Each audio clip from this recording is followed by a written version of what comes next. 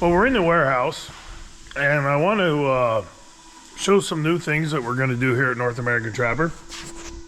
These are our aggressive snares and our compression snares, and you can see how the S-bad is connected to the lock, and then we have basically the washer lock connected to the J-bad for the regular Pennsylvania, Wisconsin, the Michigan style, and then also down there on the bottom. But we're going to start to offer that done for you, and you can buy the locks with the associated breakaway device actually attached to them. And I'll show you here real quick. Actually, I want to show you this as well. So we'll get the done there. Get the machine going again. This is our plasma cutter, and I will come back to that.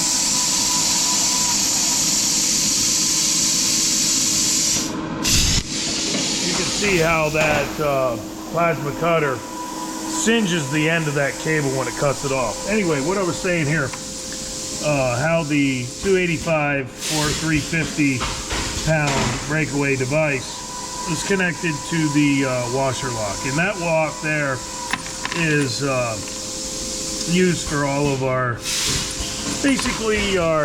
cable restraints, mostly Pennsylvania, Wisconsin. It's also used on the Michigan.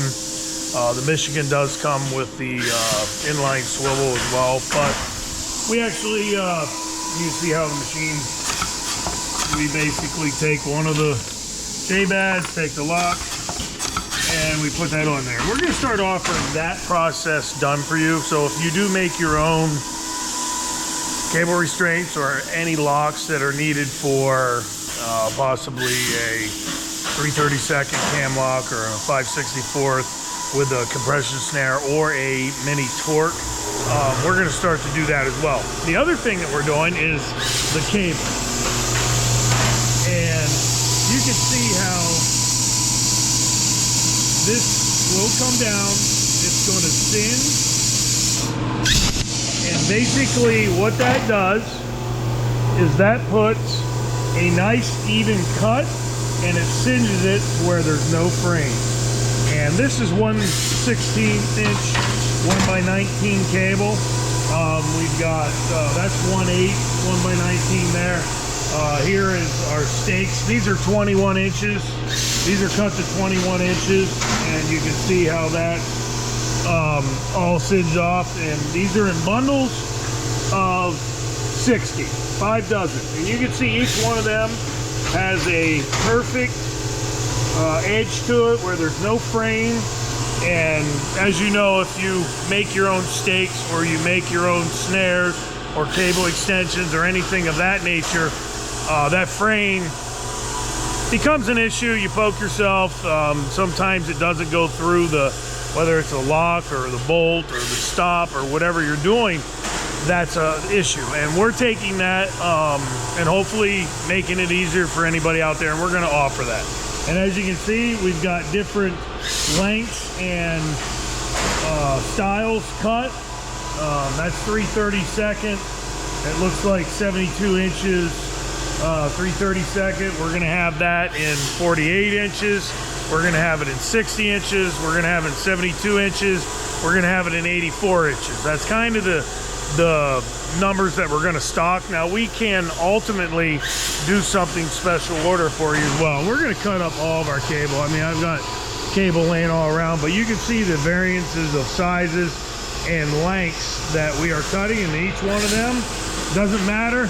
This is 4 foot of 332nd. You pick any of them up, and every end is completely singed off, no frame, no nothing, and that's going to help make that process a lot easier when you are manufacturing your own snares. And you're not going to have to manually cut the lengths, because that machine right there calibrates it, and when that roll spits the cable out, it spits it out to right at the length that we have. So we program that in, it cuts it out, it singes it off, and on to the next cut. But ultimately, I wanted to show you all that. We are going to start to offer that. You can find that on the website. And as I said, it's going to be one quantity only. We're going to offer everything that we're cutting in 60 count lots, 5 dozen. So if you're only wanting to make 1 or 2 dozen steaks, you're going to have to still buy 5 dozen. You're going to have some extras. And if you want to make 100 dozen steaks, you would need to order 20 bundles. But the bundles are bundled up, 60 per. And then the lots that we're doing will be offered also in those 60 count lots. So we've got a lot of cable to keep cutting, different sizes. You can see this here. This is 3/32 1x19. We've got 3/64 7x7, which would be a rabbit snare, smaller game snare.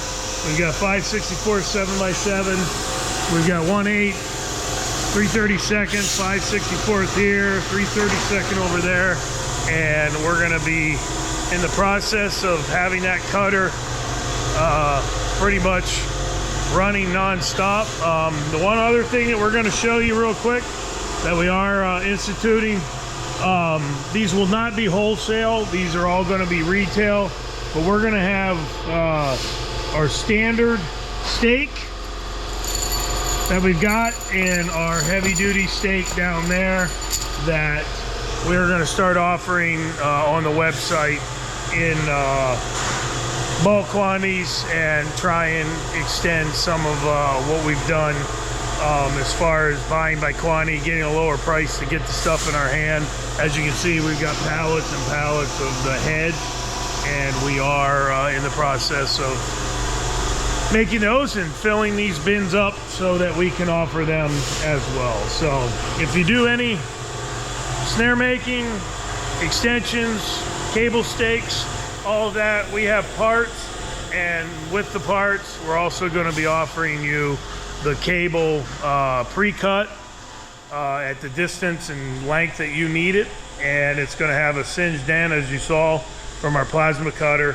That's going to make your job a lot easier, getting it in some of the places that you need to crimp it down, and you're not going to have any fraying or very minimal fraying in that process. As always, we appreciate the support, and you can go to NorthAmericanTrapper.com and see all of that listed there. This is a good spot right here. I know when we set before, we kind of set down there under there, but as much water as you guys have had here, it's all drained down in there, and that's going to be a little wetter. So I want to stay up here on this little flat spot. What's the kind of a line where you don't want to set it in the ground because it's too wet? Well, anywhere I wouldn't worry so much about the dirt being damp, but it is going to get down to 18-14 degrees over the next couple nights. And I didn't bring any wax sand. I didn't normally think I needed it down here in Mississippi, but I kind of should probably be using wax sand. But normally in a wet situation, if you're not having freezing condition, those traps are going to fire. But like I said, when it gets down to 18-14 degrees, that stuff's going to freeze, and that's going to freeze in. But we're going to try and do a little something to make sure they fire, and I'm going to show you how I dig. I don't have my spade with me, but we're going to do it with this trowel where we dig like a V, and that trap's going to sit in there, and it's not going to freeze down because we're not going to have dirt underneath it. So and we got some really good, drier grass and stuff here that we may put underneath it, almost like a hay set that you would make in the north. And where I live, we get a lot of snow, freezing ice, freezing conditions. We'll make hay sets where you literally get a bunch of hay and you spread it around, and you bed the trap on top of the hay to where it fires in those cold, really cold conditions. And that's a set that a lot of guys do well with in the Northeast. But down here, we're gonna maneuver around, and actually I think I'll probably put one set right in here, probably right off of that little clump right there, and then we'll move over here and probably put another one up there on that high ground right there. Now anything that comes out of this bottom right here, prevailing wind right now, prevailing wind's kind of this way, so we're going to get anything coming up this road, anything coming down out of here, anything coming up out of here, anything down in the bottom, the wind's going to carry our scent. We're going to use bait pile and mountain man. We'll use bait pile in one, which is our beaver bait. We'll use the mountain man in another, which is the prairie dog, and then we'll go with probably the Madness, which has that skunk in it. Which, Cranky, you smelled that all weekend, right? you were like, yeah, I can smell that coming through the plastic. But we'll use that, and then we'll use some of our Coyote Plus in the other one, which is coyote urine, coyote gland, and asafoetida and some other oils. But we'll get the traps. I'm going to show you exactly how to put a canine set in, and anytime that you come out and you want to trap those bigger predators, if you consistently do what we show you, which isn't going to be a lot, and don't make it harder than what it is. You're going to have, if you ask 20 trappers, you know, how to make a set, you're going to get 20 different answers to that question. And ultimately, there's very few things you need to do to be a good predator trapper. One is you can't catch what's not there. You got to have population of them, because you can't catch them if they aren't there. So that's one. Two, you got to bed your trap properly, and I'm going to show you how to do that. You got to make it tight, solid, to where there's no wiggle, no wobble, no rocking, no anything. And three is your patience. It's just like being a deer hunter. You were patient. You shot that monster buck here this year. Trapping is patience. If you put a set in the ground, no matter if you see where a coyote stepped on the bed, oh, I got to put more lure, I got to put more bait. No. Leave it alone. If they didn't work it and they didn't uncover your trap or whatever, stay away from it. They know it's there. They're going to come back and work it. And when they do come back, there's not going to be any new smells. There's not going to be anything that will make them shy away that kept them from maybe working it the first time. Some of the smell that was in there is going to have dissipated, and it's going to be a much more conducive set to having that animal work. And we'll touch on that as we go through, but I'm going to show you very easily how you can do this and be successful. All right, this is where we're going to make our set. We're going to use this as our backing. Really all that is just to keep them from working the back of the hole. I'm going to dig my hole first, which anytime you dig a dirt hole, the deeper it is the better. I like a deep dirt hole to make them bury their muzzle down in there. You can get away with a shallow dirt hole, but you know, I've always had more success with a deeper hole, and even a gaudy big hole at times. So don't be afraid to get in there and get as deep as you can with your dirt hole. And if you do that, that just makes them have to work it even more. Now what we're going to do here, we're not going to make a really big type dirt hole that we normally would. Well, not dirt hole, but the set itself. And the reason is I want to blend this set in with the surrounding grass and everything, because I don't have the dry dirt and the ability to keep this from freezing down. So we're not going to make the typical dirt hole set, but this is a set that you don't need to worry about freezing down as much. So the trap is here. We're using a 550. We're going to bed it. When that animal comes in to work that set, I think he's going to come in with the way the wind's blowing. He's going to work in from the wind, and he's going to get to about right here. That's kind of, when I make a set, I kind of think and try to think like the coyote. How's he going to work this? Well, he's going to come in. He's not going to come straight in. Usually he's going to kind of, and I think that's about right where his right front foot is going to land. So I know my trap, when I have it set, is going to be about like that. So all I'm going to do is I'm going to cut out what I think is a good spot for the trap and the trap bed, which is about right there. and then I'm gonna pop that out. Okay, that's gonna be about where I jam my trap down in. And I got some roots I'm dealing with here, which is fine. And you got some sandy soil, so this should work really good. And you can see how that kind of gives me a place to bed my trap now. I'm gonna clean that out just a little around the edges, right there. And right there. So I've got all that dug out. Now, as I told you, I was going to bring it a little deeper, and if you noticed, I've kind of dug it that way. So we'll get all that sand out of there. That's what we're going to cover it with,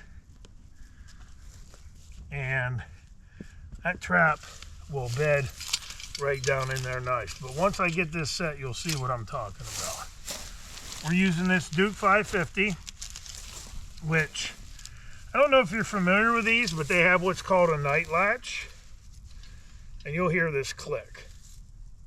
Hear that click? See how flat and level that is now? That's exactly what you want.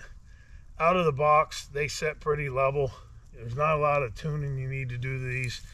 And we're going to drive that stake right down into the ground. Take our stake driver. Get that in the notch and drive that in right here.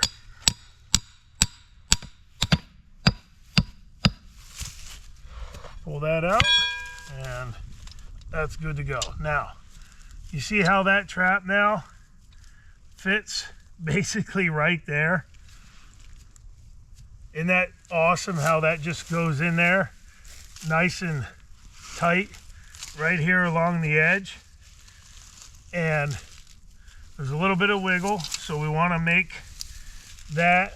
And what we can do is just take some of that, get that down in there, pack that up along the side. But as you can see, I want to keep this pretty natural here. Now, one thing we can do on this is take those grasses, put that under there to where now that won't freeze down. We're able to use this drier grass. I don't care if it comes up over the jaws, but now you see how that beds down in there tight? Yes, sir. And there's no wiggle, no wobble, and that blends in right there. I'm happy with that, with the way that is. I will take a little sand and just pack in around the outside of the jaws right here. And with that, that's the biggest thing to being a successful predator trapper. You have to make sure that that trap is as tight as you can possibly get it. And if you see what I'm doing with this sand, I'm staying on the outside of the jaws right here, and I'm packing that in around the outside. Now, anywhere I step, if I was an animal, I step on the lever or the jaw or the spring or anything, you see there's no wobble. I can put pressure on that trap the whole way around. It's not wiggling and wobbling. It's in there tight. That's exactly what you want. You have to have that, because if a fox or a coyote or a bobcat comes in and doesn't step on the pan, and he steps here and that trap wiggles or wobbles, he's back off of it and he starts digging. That will keep you from, catching, critters consistently if they feel that. Because you're trying to get that animal to step on that basically 2 square inch pan, which in and of itself is pretty awesome. They can go anywhere out here and you're getting them to land on that pan. But if they do come in and step and they hit something and it wiggles and wobbles, they're back off of it. They know something's there and they dig around it, and then you have a problem catching them. But I'm very happy with that. And you can see we haven't disturbed this area. We're going to make this as natural as possible. So that's that. We're going to take a little more grass. As I said, I'm not worried about this grass causing any issues. That's gonna work for us. And we're gonna cover it just a little bit. We're good with the grass on there. I'm not worried about that. See how that blends in now? It blends in. It's pretty much a level spot. The cat, the coyote, the fox, whatever it is, he's used to having sand all around here. Little patches of this, little patches of that. That's not going to bother him. We'll just put a little more sand over it. That's it. There's our pan right there. That's good. And then we're going to take a little more grass, and you'll see what I'm going to do here now. Take that grass, and then we're going to grind it right through there.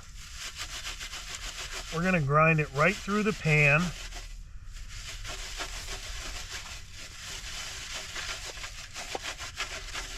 And we're going to save that for the hole. But look at that, how that looks. That looks like that's almost part of the... There. What's that? I wouldn't know it was there. Yeah. You wouldn't even know that's there, would you? Wouldn't even know it was there. No, and that's what we want for the critter. He's going to know, if we have a coyote come here tonight, he's going to smell every one of us. I don't care about that. I care about making him and getting him to work the set. If he smells us and he shies away from it, when he does come back 2 days from now, 3 days from now, all of our scent's going to have dissipated, or most of it, so he's not going to have all the different scent, but the area just looks natural. Now that we have this all done, it looks good, we've got it blended in. You can even take some of this grass. That's not going to cause any issues, just like that. I mean, it's just like you said, you wouldn't even know that was there. Not at all. Which is awesome. That's what we're shooting for. And then we're going to take our bait. This is our bait pod, which is the beaver. Going to take a good glob of that. That's about all you need, big 50-cent piece. Put that down in the hole. Rub it right on there. And then we'll take a little bit of, we'll do Coyote Plus here. This is the coyote urine, coyote gland, asafoetida, and the essential oils. Which here, you smell this. Smell that. It's not offensive. No, it's not really that bad. You can smell the urine, but this gland, and it's not bad. It's something that's going to attract them as well. We'll just get a little bit right on the back edge. That's it. That's all we need. That set is completely done, and then the stuff that I saved, which is right here, we're just going to take that, put that in the hole to make them work for it. And now we don't have to do anything else. He's going to come in here. Even if he doesn't work the hole for the bait or whatever, he may be circling. He might want to urinate on that. We might catch him by a back foot. But you can see how that just... If you're driving in your 4x4 and somebody said, you need to go out there, he's set in that field, you need to go find that trap. Are you going to be able to find that? No. Maybe, No, maybe not, but you're going to have to look really hard to find that. Looks good. Really good. Yeah, and if I'm 100% sure that if a critter comes by here, we might get a good opportunity at him. And if the longer this set sits in the ground, and I call it marinating, basically marinating just like you would, soak your chicken or your ribs or whatever. Let that set marinate, and the critters, the more they come by it, the more they're going to be apt to work it. And I don't have to rebait that. I don't have to relure that. I don't care if it rains. I don't care what goes on. But I don't need to do anything to that until I catch a critter. Now we're hoping, since you haven't nest rated this property in basically a year and a half, because you guys didn't do much last year, you did a lot of turkey hunting, you didn't have the time. I'm just hoping that we don't have a possum or a coon that we catch in there and ruin our good set. But that's it. Looks good. Yep, we'll go over here and make another one, and we'll finagle how we put that one in, but that in and of itself is a a pretty good canine set. Yeah. Awesome. All right, let's go over and make another one. Trapping isn't just tradition, it's conservation. Help protect your deer, turkey, and ground nesting birds with a Predator Bundle from North American Trapper. Grab our Predator Bundle, which includes 3 450 full jaw traps, stakes, stake driver, S-hook attachments, plus our Mountain Man bait and Thunder Call lure. All the tools you need to manage predators and protect the wildlife on your property. Regularly $119, now just $98. Get your own Predator Bundle. Order now at NorthAmericanTrapper.com. Got another trap. Let's go over here. I'm going to show you guys a walkthrough set. Now, this is something that's different. You can stand over there or sit down over there. I'm going to make the set right here. I'm expecting critters to come up this lane, come down this field, come across. As I said, we have the wind. It kind of blows this way. So anything that's coming down that road, coming up the road, coming this way behind us that hits this, they're going to work right in here. And this is what's considered a walkthrough. We're going to use this tuft and this tuft as kind of our two guides. And there's a deer track right here, but we're going to use this area right here where we're going to make our set. So we're just going to dig out real quickly our bed for where we're going to put our trap. And we got good dirt here. We're also going to blend this one in like we did the other one. So let's see what that does for us. We'll get this out. And I want to keep this pretty much natural too. I need to go a little bit lower. So I want to shave that down in, that down in, that down in there, and that down in there. And that's going to create that divot that's going to accept some of that water. But we're going to be able to bed that trap right down in there to where that's going to work for us. So that's going to be about what we want. Let's get the trap set and see how it finagles in there, and then I'll show you how this set goes in. And you can do this anywhere across the country, anywhere in any one of these fields. A 2-track, same thing. You hear this? Click, set, flat, ready to go. So we're going to want to bed our trap down in here, and you can see, how it accepts it right there, and then that's pretty stable already. That's perfect. Now we are going to take a little bit of grass in our, we're going to throw that in under, a little bit of sand to hold it down, and that's going to work for us there. We're going to drive this stake in and then bed the trap, and I'll show you what we do then to get them to maneuver through this set. All right, that's pounded in the ground, and then we're going to bed this right here. And you can see that's in there pretty tight already. Okay, I will take a little bit of sand, as I said. You want to pack this tight. You want to make sure that this is completely stable to where there's no wiggle, no wobble. And I usually pack these 4 corners around the jaws like that. And that usually gives me a really stable trap. And you'll get used to this as you do it more and more. But you can see I can push, and I'm not just tapping. I mean, I'm pushing hard on these jaws, and there's no wiggle or wobble there. That's exactly what you want. Okay, so then take some grass. We're just gonna put that a little bit over it right there, and then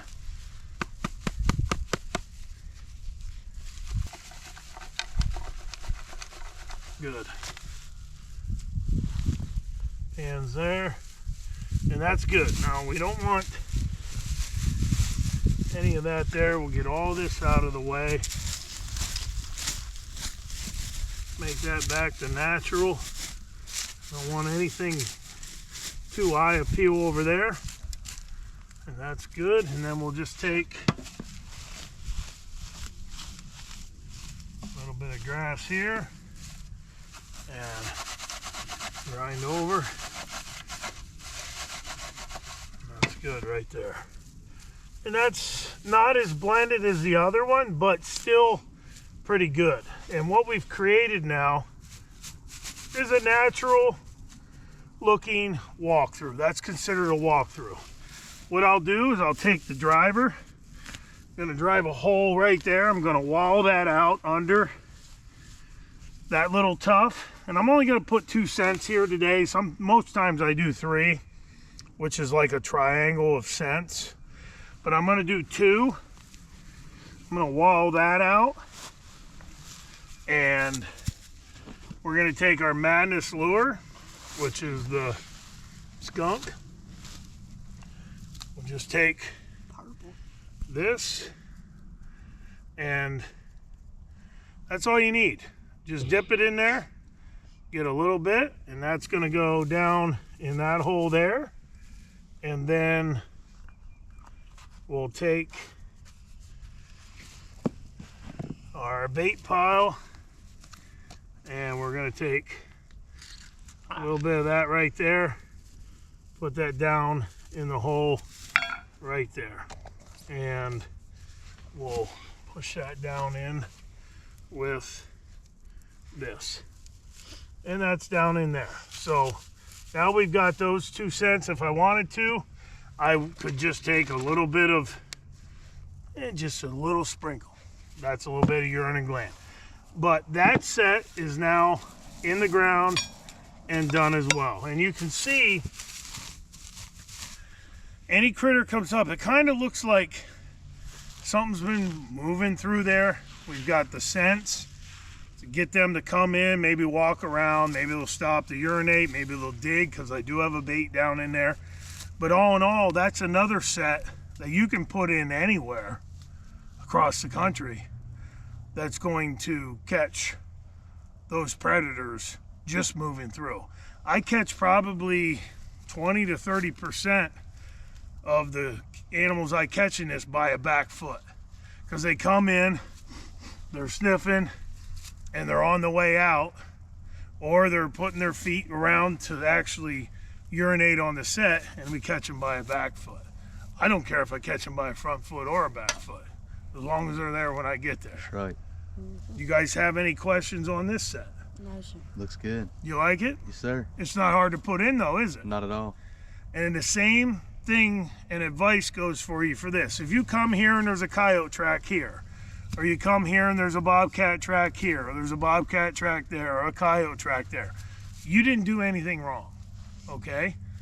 They're gonna come back by. The next critter, they're not the only critter here also. And most times when you're trapping an area, you're not trapping one coyote. You're trapping a unit.